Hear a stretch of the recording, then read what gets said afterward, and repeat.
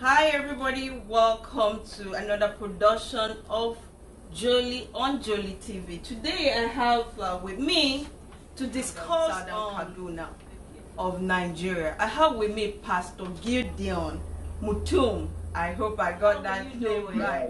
Hi, Pastor. How are you? Good. Good to be with you. All right. Pastor Gideon is the pastor of Governors Assembly, and he is the CEO of Maya Peace Foundation.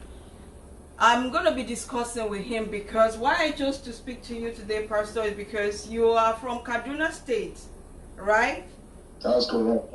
Yes. That's correct. Yes. So you're the best person for anybody to discuss this topic with, because it's your state and you know what is going on there. So I would like to start this our discussion by asking, what is the genesis of this killing in southern Kaduna? I want to say thank you for this opportunity for us to be able to talk and to also tell the world what is happening in Nigeria, in Kaduna State in particular at this time, and in the context of our discussion, Southern Kaduna.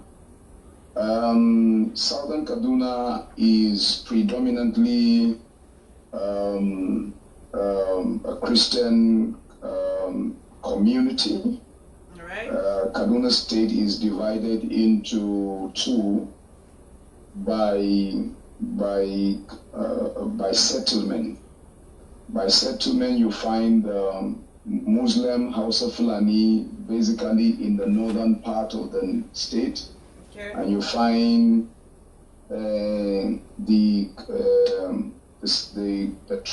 other tribes coming from these other part of the state. Southern Kaduna is made up of over 20 different ethnic nationalities. Whoa. And because of that, it has been up for a lot of things. So if you say what is the genesis of the killings in Southern Kaduna, first of all is a limited point of engagement. So Kaduna is divided into religious ethnic affiliations, and because of that it generated a lot of disputes and tension. Let me give you a background. Crisis began in Southern Kaduna, or in Kaduna State, since 1980. It was the first time the state will actually encounter an ethno-religious tension that led to the killings of people in a place called Kaswamagani, okay, which falls under Kajuru local government, also part of Southern Kaduna. That is in 1980. So since then, the state has actually been experiencing different phases of attack or crisis. It could come today with the face of religion. It could come tomorrow with the face of politics. It could come also with the face of ethnicity. So you find these dynamics, playing around whenever Kaduna State is actually in any tension. It will take experts and people that actually have been into it to know. So as one that has actually experienced this thing for this number of years, I can tell you that the Kaduna State will always be in, or has always been in tension because of these things. There was a time somebody in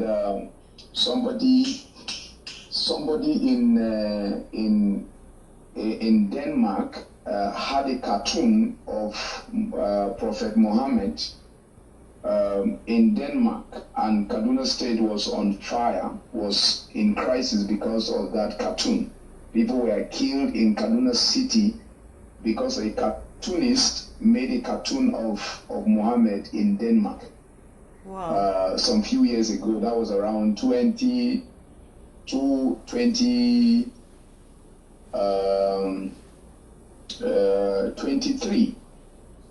you know, 2003 actually. Somebody made a cartoon and people were killed. So, but for the southern Kaduna killings that is going on right now, is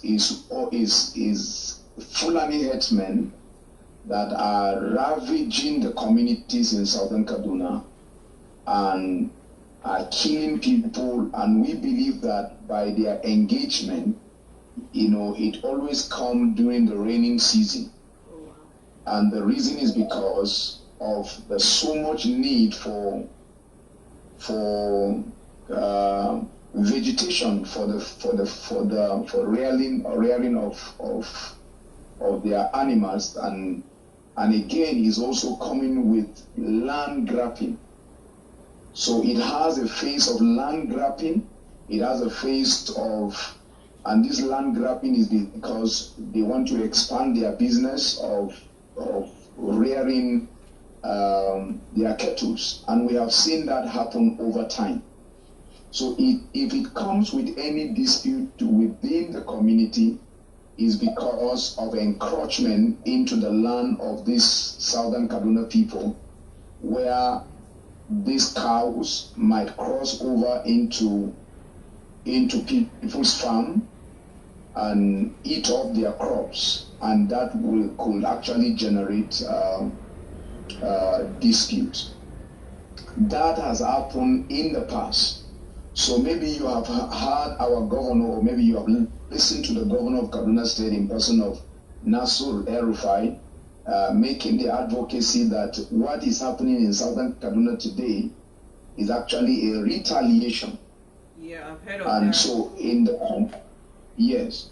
So if you hear the issues of the retaliation, what that means is that a Fulani man has encroached into someone's land in the past, and maybe the people have actually sprayed herbicide, and the animals have eaten that, and it becomes a ground for the death of the animals, and that the Fulani man has not forgotten or has not forgiven.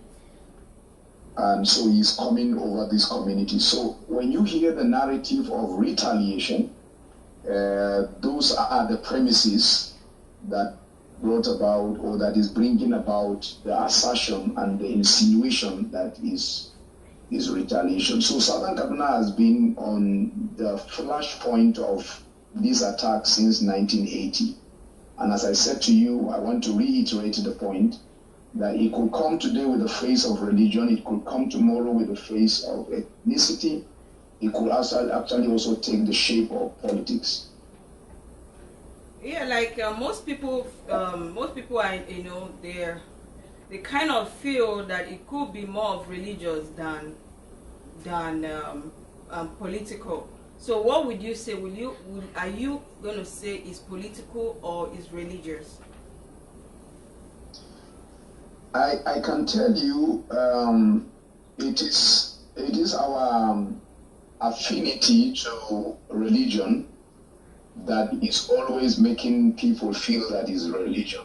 I'm a pastor, and I can tell you in a better assessment of what is happening, southern Kaduna people have never jumped into the conclusion of what is happening as religion. Because we don't see the relationship between religion and encroaching into people's land with cows or animals generally.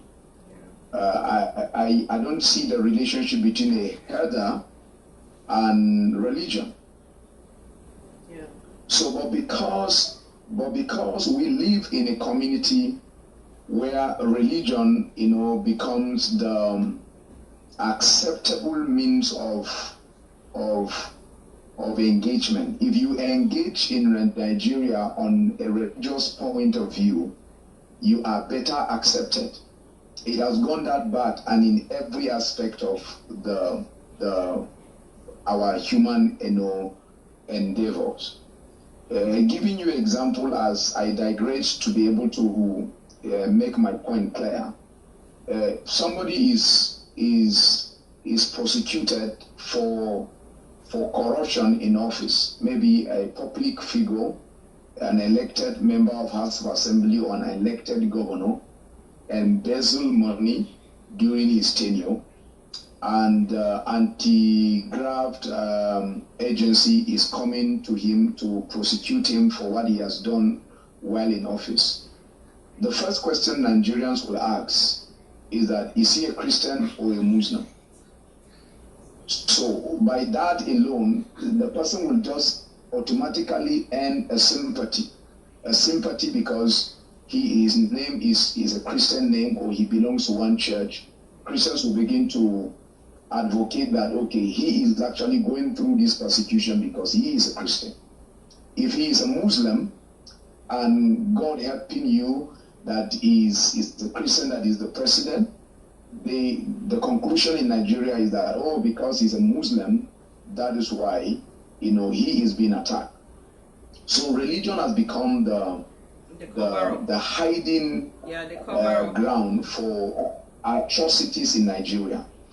In Southern Kaduna has never missed word to say that the people that are attacking are herders that are coming for inland grabbing, because you will need to understand how Nigeria operates now. You find out that upper north, whatever part of the north you are talking about, if you are talking about northwest or you are talking about northeast, or north central even. The north central is even more better, but the northwest and the northeast, they don't have the kind of vegetation that you find in the north central and in the middle belt of Nigeria going south-south or southeast. Northeast and northwest don't have the kind of vegetation that the entirety of Nigeria has, because northwest is a little bit dry and northeast is totally dry. We're talking about Sokoto, we're talking about Yobe and all those states. They are dry. They don't have the kind of vegetation that you have down here, Southern Kaduna and Benue State and Plateau State and other states. So you find out that the Boko Haram insurgency in the northeast has driven these herders, driven the Fulani people into the middle of Nigeria, into the north central of Nigeria. And the north central of Nigeria, for those people that don't know, comprises of Abuja, Nasarawa State, Benue State, Plateau State, and Southern Kaduna is part of the central of Nigeria. Then you talk about Kogi State and of course Niger State. So this environment, has more of a wonderful vegetation for the rearing of animals. So this coming down from the northeast and the northwest because of the Boko Haram insurgency has made the central of Nigeria more subtle to this kind of attack. And these people are coming, they are nomadic, they don't have a settlement. And if you remember, there was this time that we are talking about Nigeria need to have more of these herders and these Fulani people more settled in one place to be able to take care of their business of rearing animals than moving from one place to the other. Yeah. So we believe that it is this encroachment that is making Southern Kaduna believe that the coming of Fulani down to this region has a face of land grabbing.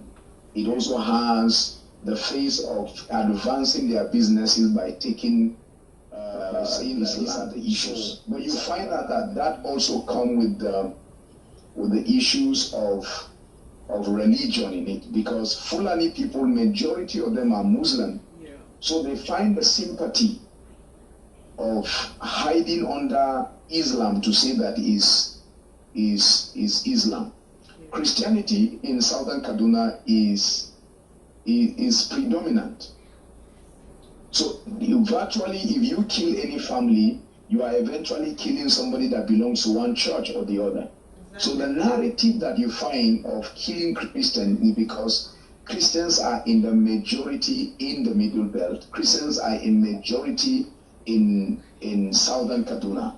It is the reason why you find the narrative of Christians, Muslims being engaged. I don't know if I am. Yes. I'm actually. Yeah, I understand what you're saying, Pastor Mutu. But I have another, question that most of us, especially Nigerians in diaspora, there are some videos and pictures, very, very,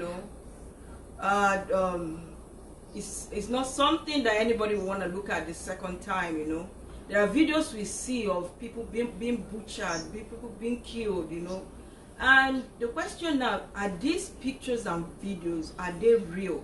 Because I really want to hear from you, because since you are from Kaduna, are these pictures, are these incidences, are they real? Yes, you see, we live in a different world altogether. And I understand with anybody in the West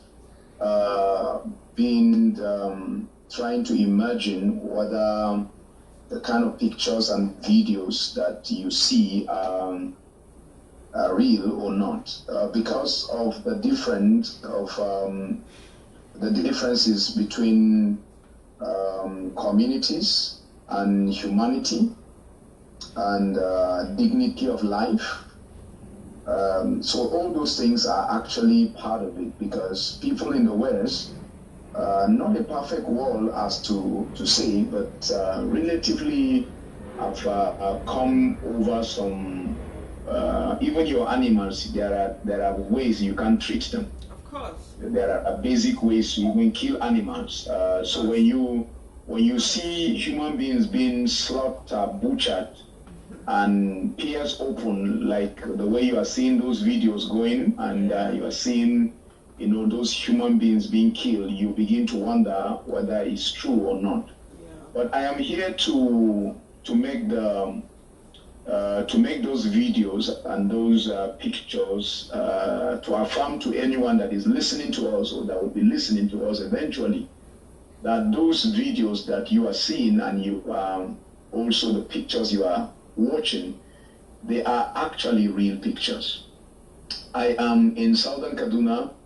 I have been here all my life, and I can tell you I have engaged since 2015, 16 rather, when places like Godo, Gwoska, about 15 communities only in Jama'a and in Kaura local government were attacked, and partly Sanga local government, three local governments in Nigeria. I had the privilege of having an IDP camp where I kept over 4,000 human beings at a time without the support of government. I'm going to talk about that later, but I have gone to these communities to have seen with my eye where a pregnant woman with 8-month pregnancy, her tummy pierced open and the baby removed from her mother's fetus and placed on the chest of the mother, and with a written Quranic verses and Quranic incantations and videos. I have seen it. I've seen these atrocities happen. I've seen it happen. I've been part of mass burials. Like last 2 months, I was involved in about 3 major mass burials where, over none of the burials that I attended, this mass burial, none of them that I attended that you don't have over 15, 12, the least I think it was 9. The one that happened in Kafanchan in a place called Zipak is the least that I have attended in 2 months, where 9 people were given a mass burial. and you could see how these people were macheted, with how their tummies were open, women's breasts were cut into two, and not just bullets, but using machetes and other object to kill human beings. Fictions. So they are real pictures coming from Nigeria, coming from southern part of Kaduna State. These are real pictures. They are not fictions. Now, my another question I want to ask is that what is the state governor and the government in general? What are they doing, to at least bring a lasting solution to these problems? Well, when as I have said earlier, the situation of Nigeria has gone bad. It has gone bad, especially in the north. The situation in Nigeria has gone bad to the extent that a sitting governor could be invited for a conference, and organizers of the conference will decide to withdraw the name of the governor or a person, and that alone could be read from a religious point of view. It has gone that bad. It has gone that bad that an MBA, the Nigerian Bar Association, could withdraw the name of our governor, the governor of Kaduna State, Malam Nasir El-Rufai, from attending their conference. Yeah. And that could split the Nigerian Bar Association, under religious ground. This is how bad it has become in Nigeria. So the same thing is going on when the narrative of the killings in southern Kaduna is being announced, or it actually occurred. Anytime southern Kaduna is attacked, you will find the governor, in the words of one of our senator in Kaduna State.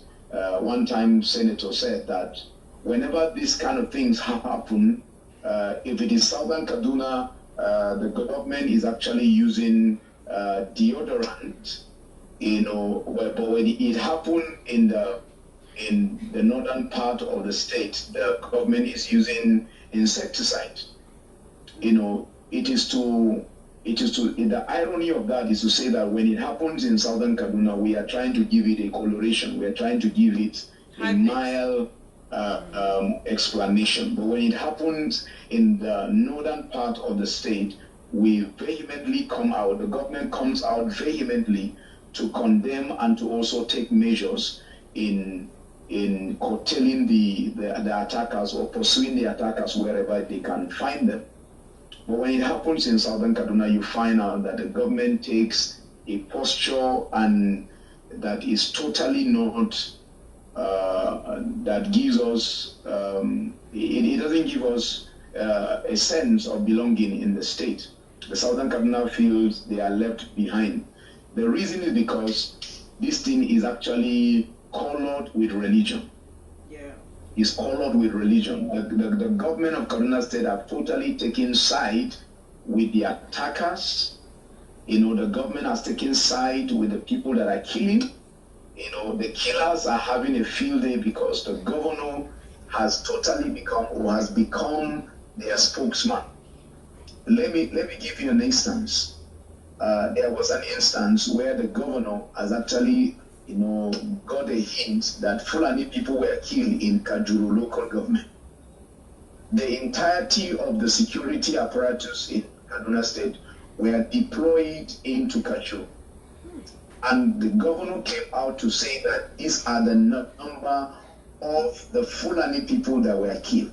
He was able to give a number. He said over 100 Fulani people were killed in Kajuru local government. He was granting an interview, with the major news agencies or new outfits in Nigeria, and he made that assertion. No any time has the governor came out since his coming to office in 2015.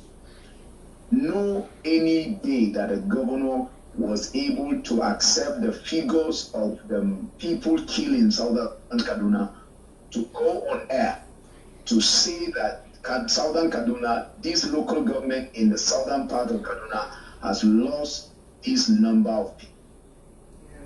No single day, no single time has the governor ever, come out to vehemently, say no to the issues that are happening in Southern Kaduna. Rather, anytime Southern Kaduna people are attacked, you find the governor coming out, to condemn and to even call names and to even say that the Southern Kaduna people are the one killing their own people.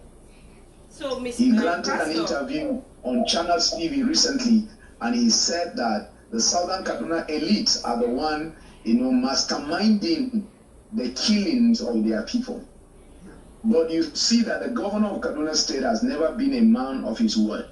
He contradicts himself any time he finds the slightest opportunity to come on air. He was the one that came out in 2016 to tell the world that he has actually, traced the killers of Southern Kaduna people. Some of them are coming from Senegal, some of them are coming from Mali, some of them are coming from Nigeria Republic. He said that we have traced them and we have compensated them. We sat down with these people, we've asked them why are they attacking the people of Kaduna State. And they explained to him, he said that if it means, paying you people to stop the killing of the Southern Kaduna people, we are ready to do that. So you will find out that what I am trying to say in a nutshell, that the protecting lives and property, which is the primary responsibility of any government wherever in the world, has failed to find that expression in Kaduna State. The governor of Kaduna State is partial in his engagement. He has not esteemed humanity beyond religion. He has not esteemed humanity beyond, party affiliation. Either, he has not esteemed humanity in Southern Kaduna. Because I, as a pastor, I can tell you the truth. I am not an advocate of the protection of Christians. I am not an advocate of Christians are the ones being killed. I am an advocate that humanity is going through genocide.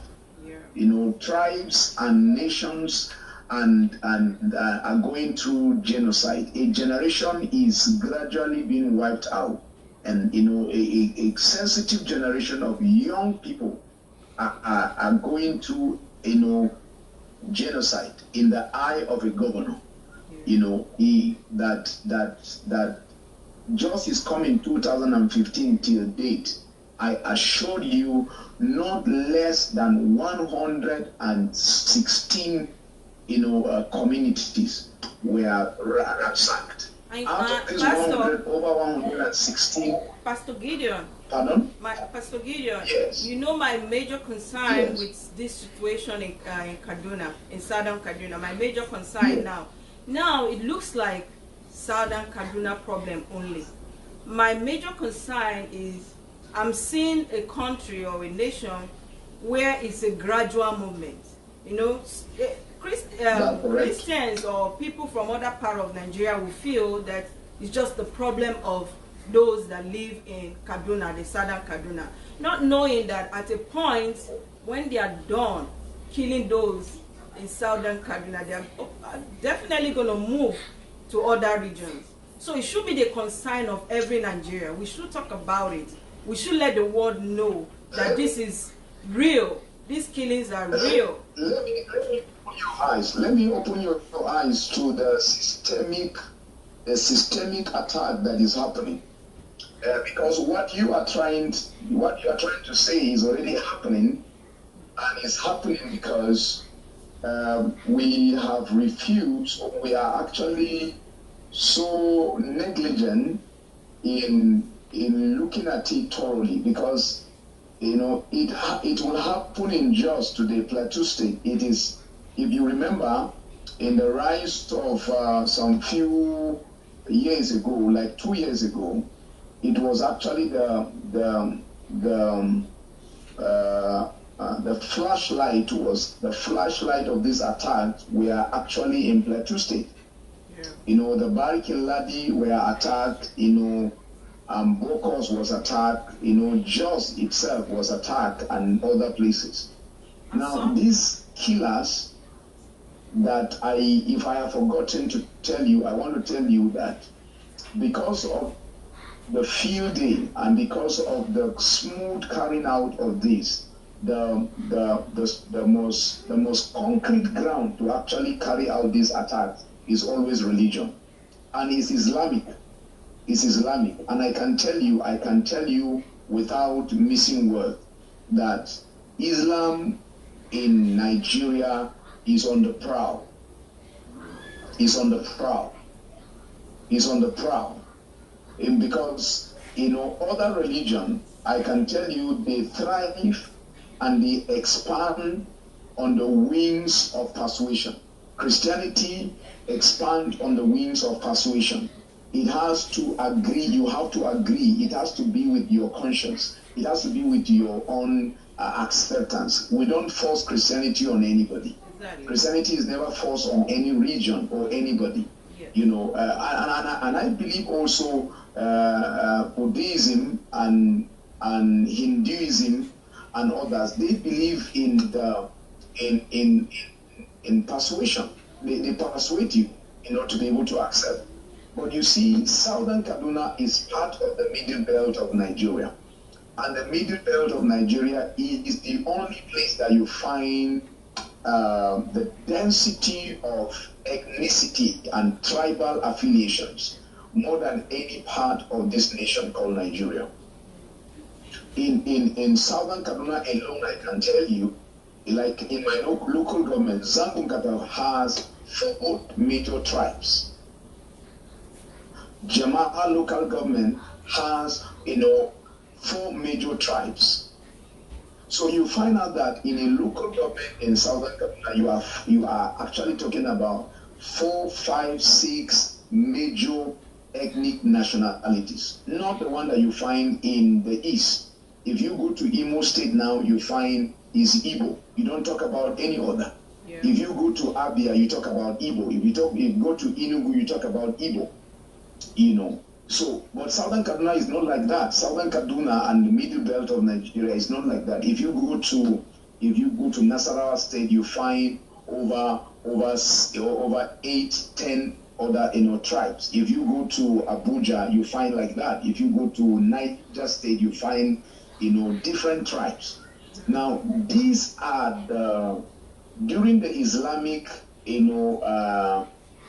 Osman Danfodio conquest and invasions, they were not able to penetrate the middle belt of Nigeria. They were not able to find a field day of having to, spread Islam, into this. And it came with jihad. It didn't come on the wings of persuasion. The spread of Islam into this, into these places didn't come with persuasion. It came with force. It came with, you accept Islam or we kill you. And our people, our forefathers already ready for war. They were already hunters. So they resisted Islam. Islam was resisted in the middle belt of Nigeria. But our people are on the other hand, they found Christianity as more engaging, because Christianity lived with the people. Christianity brought school. Christianity brought school, to Kano. Christians have spread, Christian missionaries have spread schools to Kano. They have spread school to Katsina. They have spread school all over the north. It was missionaries that brought hospitals into the northern part of Nigeria. All right, Pastor. Missionaries brought school. If you go to these places, so I can tell you that it is Islam that is on the prowl, and is not just stopping in southern Kaduna.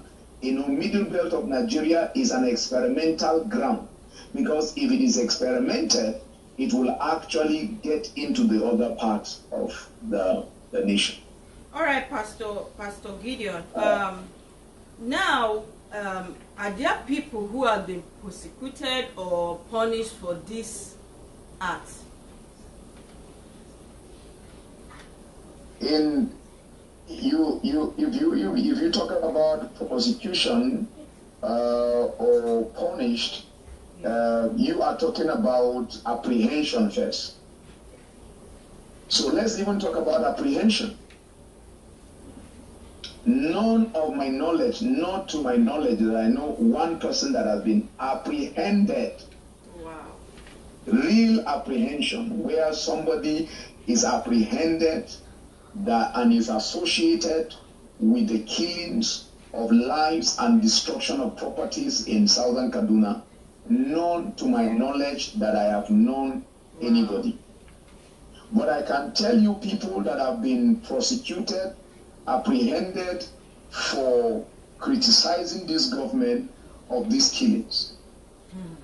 I can tell you of the Adara elders on the wake up of the killing of their paramount chief, in 2018, in the heat of the killings of his people, the Adara nation, where this man has gone to Kaduna to brief and to talk about this issue, and they are coming back because before the killing of this paramount chief, the paramount chief said that his own land is not going to be used as an experimental ground to give Fulani people a field day.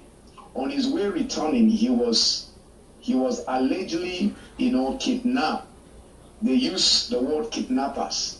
He was kidnapped. His wife was raped, and she was later released. They did a video of this paramount chief's wife being raped, and they sent the videos to the elders and the people of Adara nations, and later killed the chief. And after the killing of the chief, the elders of that nation, Adara nation, vehemently came against the government and did a write-up and a press conference. The 5 elders of the Adara nations were apprehended and kept, they are kept in prison for over 100 days. Yes, I can't talk to you about Stephen Jefferson. Stephen Jefferson was kept, in prison for 116 days.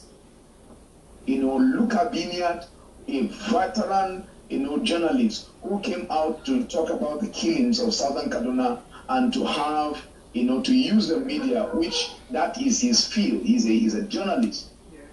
He was prosecuted in the court of law, and he was taken to prison on the wings of the governor. Even when these people finally got bail and they won their cases in the prison, in the court of law, they were asked to be released. The governor vehemently said that they are not going to be released. It was on the ground of those issues that the NBA, the Nigerian Bar Association, human abuses and the rejection and total refusal, to adhere to the rule of law. They can't have someone like that to address them.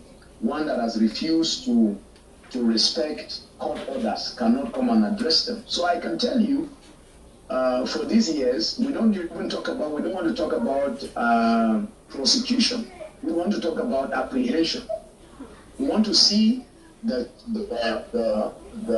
people that are attacking southern Kaduna apprehended. We don't have that. It has not happened yet. So what you're saying in essence is that the government has failed the people of southern Kaduna. Because if nobody is apprehended and not only that, the government has failed, the government is abating. I can categorically tell you that the government of Kaduna State is abating. The killers of southern Kaduna are abated by the government of Kaduna State. They are being supported, they are being helped. I am saying this to you by the body language of the government. We have no any other conclusion than to say that the government, that the killers of southern Kaduna are being supported by the government, because the governor has become their spokesman by his utterances. He has become their defender by the way he speaks. Pastor Gideon, even you talking to me, I don't feel safe for you, but I'm glad you are able to speak out, and I'm glad we are able to let the world hear, let other part of the world hear that what is happening in southern Kaduna is real. What is happening in the northern part of Nigeria is real. Let the world know that the pictures and videos of, brutal killings are real. They are not fabricated. Yes.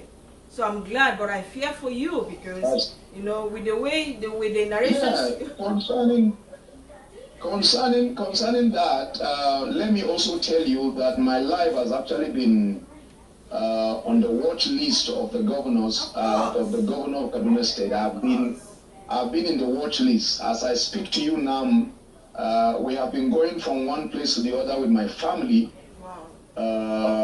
Because of this attack. Actually, weeks back, I was about 4 weeks ago. I was asked to get out of my city. I have not been in the city for quite some time. I picked my family out of Kaduna State severally. I've not been with my family because of the issues of Southern Kaduna. And I am also asked, if you go to my Facebook page right now, is Gideon Agom Mutum. If you go to that page, you see my activism. Last week alone, we had over 30 people that made a post of myself and my picture, and their campaign is that nothing should happen to Pastor Gideon Mutum. Just last week, if you go to Gideon Agom Mutum, the Agom is AGWOM. Gideon Agom Mutum. If you go to my page, you will see the kind of advocacy and campaign that is going on. Nothing should happen to me because I've been on ground. I've been actively involved with the issues of Southern Kaduna, for some years now. And the governor and the government is not happy with my engagement and the kind of this granting of interview that we give. And I said, we must tell the world our story, if not posterity, hold you responsible. And my children will not forgive us. Yeah. I have my first daughter is 20, the second is 8. But my second daughter said to me that she wanted to be a medical doctor. She wanted to be a medical doctor. But if I ask my daughter now to pray, she is not praying her medical aspiration. She is praying for the peace of Nigeria. Yeah. She just said to me that, Daddy, we don't need to go out. It's late. Let's go home so that Fulani will not kill us. For the fear of her life. My daughter is already familiar. I know. My daughter is familiar with killings. My daughter is familiar with gross pictures. My daughter is familiar with the videos of people being killed and attacked. She is familiar with those things. 8-year-old daughter. Pastor, there was a video somebody sent to me. I can tell you we have orphans. Pastor, the government is not taking care of the IDPs. Pastor Gideon, there was a video somebody sent to me that prompted this interview. I watched it because I didn't know what to expect. But by the time I saw what I did, I didn't watch that video the second time. It's not something you wouldn't even think it exists. I thought it was one of those Nollywood movies.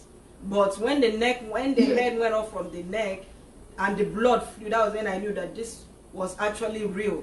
It wasn't fake. Yes. So I needed to talk to somebody. I needed to ask, is this thing real? Is it the video of the lady that was killed on the town? Yeah, dragged by the rope. Dragged and her throat, tears open. Yeah, Pastor, I think you are the best to describe what you. I can't even describe what I saw. I can't describe what I saw. These are we.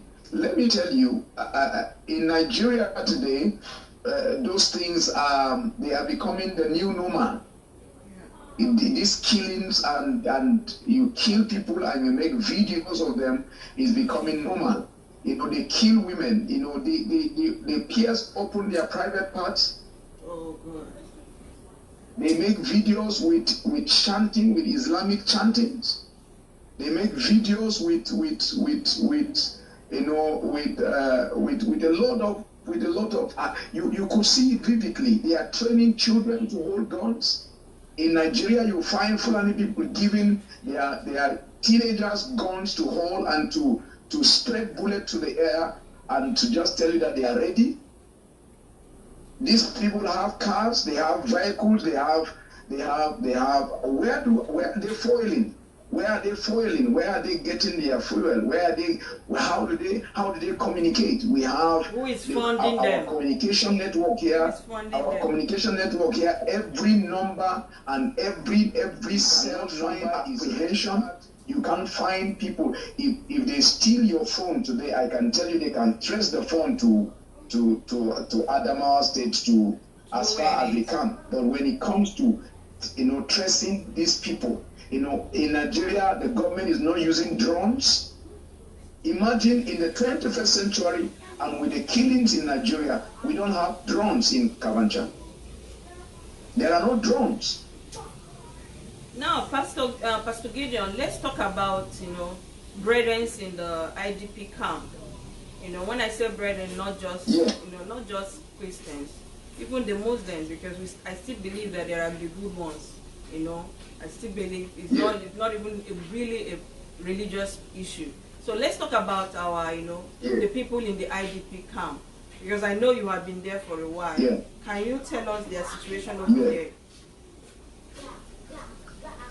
The situation of the IDPs in southern Kaduna, you see, where you are being killed and you are left with, to yourself to take initiative of helping and taking care of the displaced is disgusting.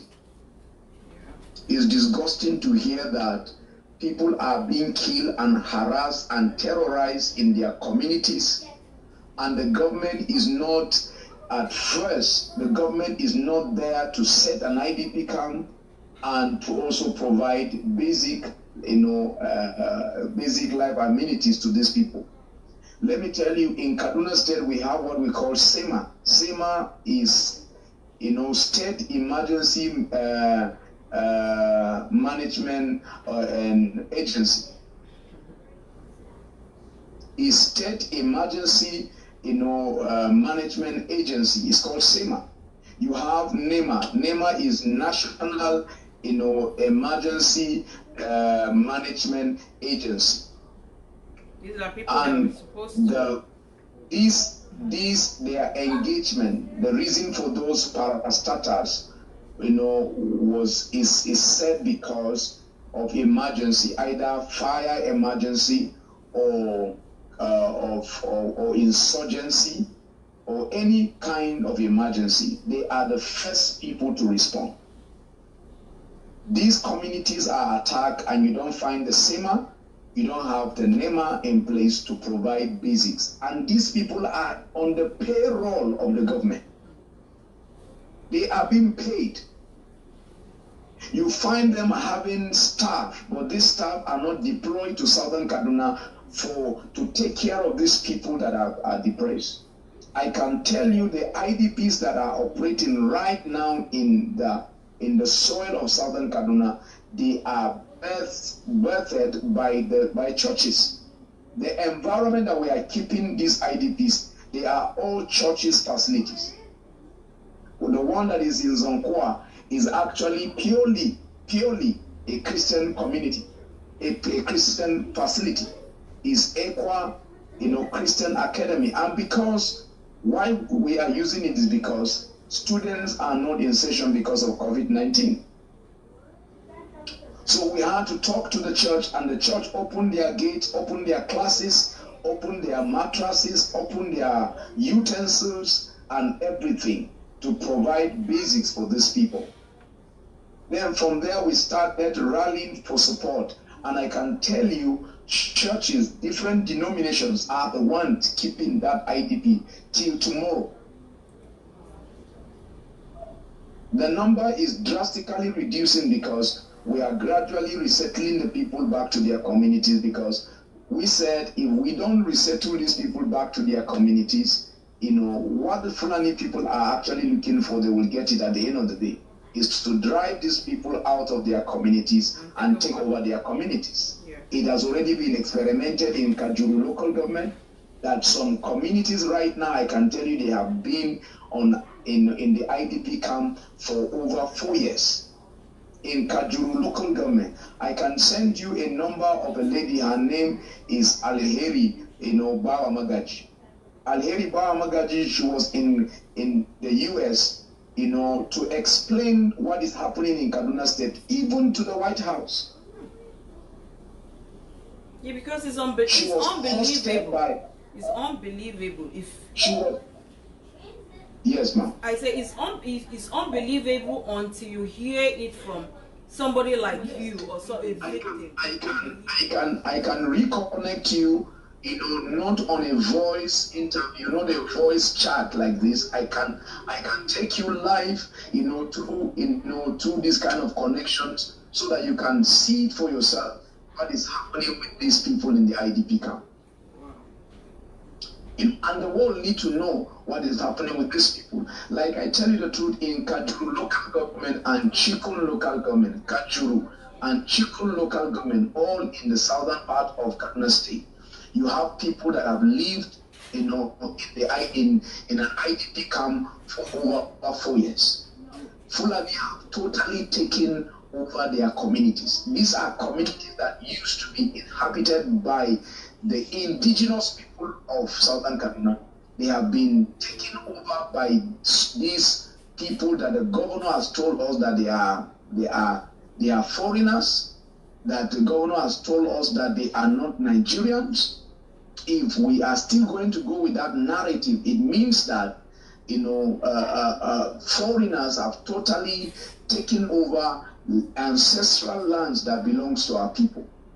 If they are not foreigners, then it means that people will leave their ancestral homes from the northern part of Nigeria and take land that belongs to indigenous people. And let me also explain that one, because people don't understand when we say indigenous people and settlers. In Nigeria, we still use indigenous form. In Nigeria today, you cannot, if you are from Imo State, you hardly can cross over, to Abia State and say you want to work there until you provide even indigenous form. Talk more of someone that is totally a tribal affiliation is not there, language affiliation is not there, looks are not the same, cultural engagements are not the same. Our common food is not even the same.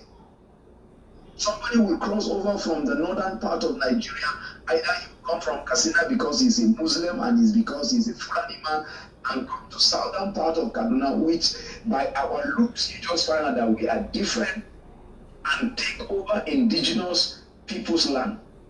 And up to today, the people are on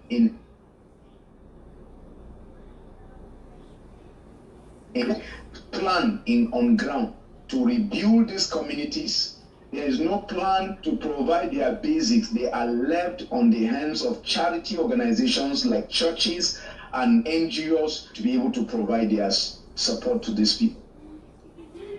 All right, viewers, I'm chatting with Pastor Gideon Mutum. Pastor Gideon is the pastor of Governor's Assembly, and he's also the CEO of Maya Peace Foundation. Pastor, on a final note how can peace be achieved in southern Kaduna? How can peace be achieved? Well, peace can be achieved when you have apprehend, if you know your killers. If these people that are killing can categorically tell us why they are killing us. When somebody is attacking you and you don't know the reason, you don't have a level ground where you meet, You don't have a round table discussion where the person airs out his own grievances, and you also are afforded the opportunity to say, I am sorry, or to argue your point until all of you come to a compromise. Peace cannot be achieved. So peace is an expensive word. It's such an expensive commodity that it can only be achieved on the ground of communication and dialogue. So until and unless these people that are attacking us will afford us a plain level ground, a round table discussion where we talk the issues, peace is a very expensive commodity. Wow. But I can tell you, in Kaduna State, you have a kangaroo peace park signs here and there. You know, there is one that actually was granted, or peace, dialogue and park was signed in Zangon Katav some 2 weeks back. A week, 2 weeks back. And some of us that analyze that procedure, the question that we ask, the round table, you find the people that have been attacked to make peace. Then the people that were signing this pact with them did not admit that they are our attackers. They did not admit. The question that was put before them, you that came to represent the Fulani, do you admit that you are the attackers, the ones attacking us? So it means that somebody somewhere, either he is the one masterminding these attacks. Then when they say, let us make peace, he is the first person coming out now to say, okay, we are coming to a round table to make peace. But coming to the round table, the issues that are bringing about these attacks were not tabled out. So they are masterminded by government just so that we can cover the issues. El-Rufai was refused, to address, the Nigerian Bar Association. So they put a kangaroo, a kind of a peace park, parley, just so that, the world will see and say that Southern Kaduna have actually achieved peace in Zangon Kata between Fulani and the indigenous people. But I can tell you, peace can only be achieved when we sit down together, x-ray our problems, bring it to the table, allow somebody to cry, give the person tissue paper, to wipe his tears, and the person get to the process of healing.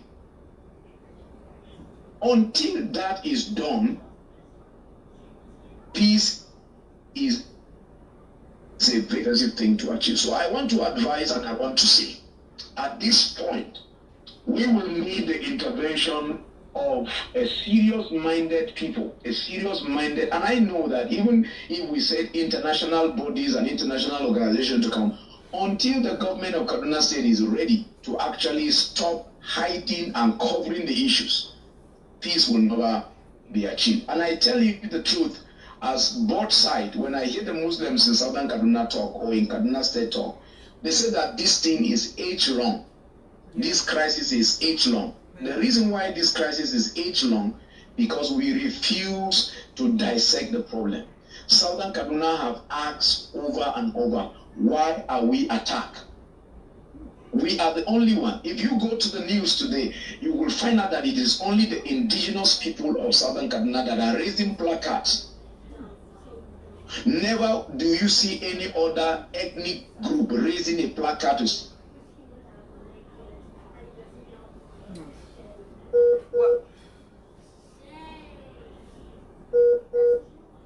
we have lost. By us, if any other group say that they are attacking Southern Kaduna, what we always ask is that they should provide us facts and figures. If you say your people are killed, tell us where are they killed. Show us their graves, show us their corpses. If you say that they are in IDP camp, show us the IDP there, let us see them. These things are all lacking in the engagement between us and our counterpart, the Muslims and the House of Fulani in southern part of Kaduna. So until that is done, until we have a parley and a serious mandate one, that cannot be done. Southern Kaduna have been marginalized in the arithmetic of the sharing formula of Kaduna State, but in the resources that is coming by the hard-earned, taxpayers' money. Yeah. And one part of this state is developed, another is not developed. I can tell you, Southern Kaduna, since 2015, has not felt the impact of this government. And it is also going on the wings that Southern Kaduna people did not vote Muhammadu Buhari and did not vote Malam Nasir El-Rufai. So we are being marginalized under that auspices, under that notion that we did not vote the government. And because predominantly this place, is being attacked over. See, Southern Kaduna was attacked during the ANPP of Buhari. We are attacked 2011. We are killed in this place just because they announced that Goodluck Jonathan won an election. We were attacked in Southern Kaduna. Thousands of people were killed. Millions, properties worth billions of naira were destroyed in Southern Kaduna. The major market, Southern Kaduna Kafanchan, happens to be the third largest economy of the state.